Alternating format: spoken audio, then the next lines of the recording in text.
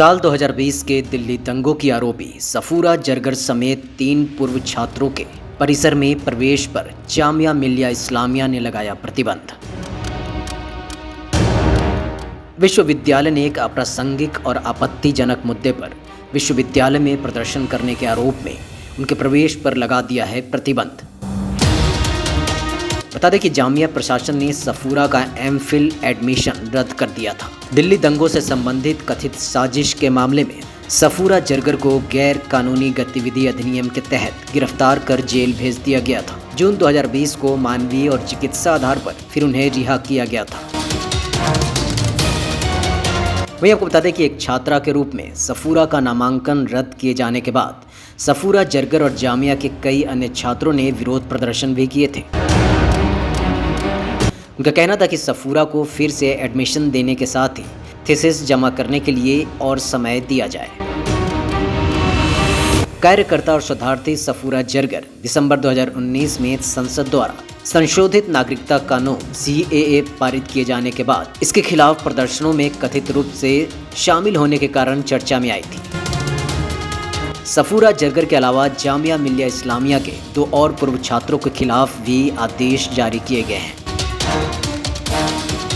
जामिया प्रशासन ने इन छात्रों पर शैक्षणिक वातावरण को बिगाड़ने की कोशिश का आरोप लगाया है और परिसर में इनके प्रवेश पर प्रतिबंध लगाते हुए आदेश पारित किया है।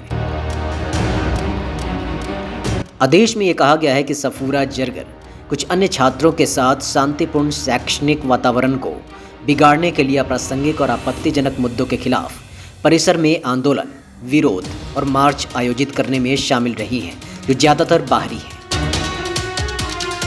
आदेश में कहा गया कि विश्वविद्यालय के निर्दोष छात्रों को उकसा रही है और कुछ अन्य छात्रों के साथ अपने दुर्भाग्यपूर्ण राजनीतिक एजेंडे के लिए विश्वविद्यालय के मंच का इस्तेमाल करने की कोशिश कर रही है।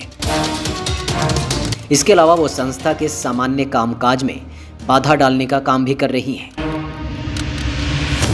जरगर ने साल 2019 में इंटीग्रेटेड एमफिल PhD कार्यक्रम में समाज शास्त्र विभाग में दाखिला लिया था, लेकिन उनके थीसिस कार्य में असंतोषजनक प्रगति का हवाला देते हुए विश्वविद्यालय में समाज शास्त्र विभाग द्वारा उनका प्रवेश रद्द कर दिया गया था।